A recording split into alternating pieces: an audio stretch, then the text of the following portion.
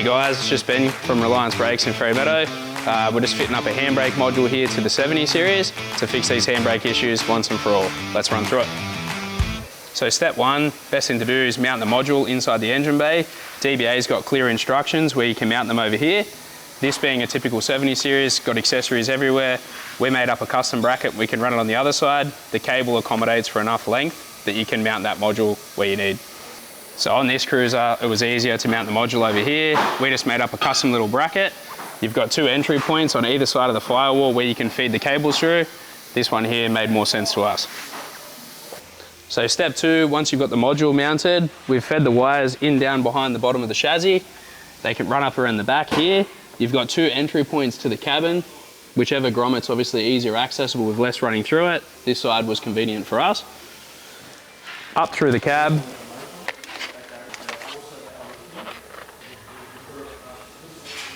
We've got the switch mounted up on the dash, which we'll show you shortly.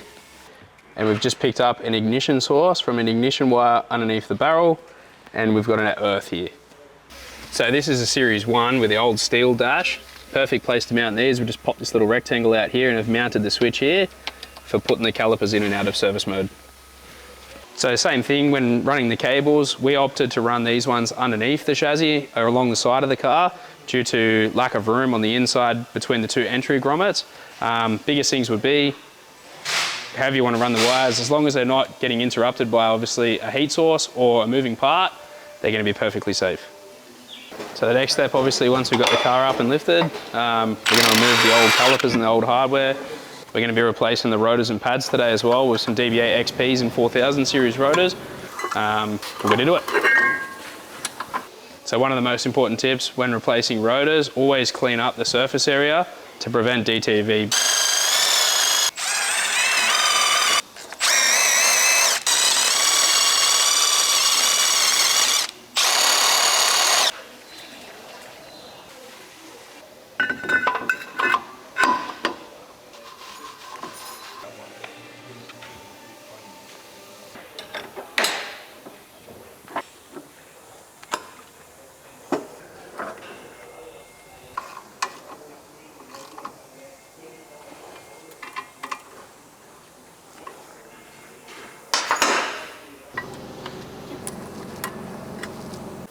So we'll throw the new caliper on now.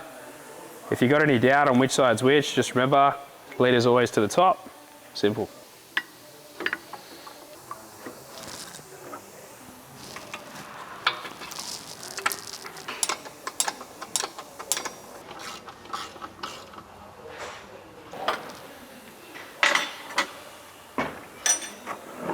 All right. So now that the rotor and calipers are all mounted, bolted up, plug it in.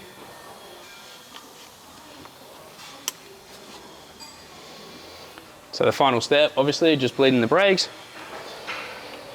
Yep, down. Hook up the power to the module, and we should be able to test the calipers out.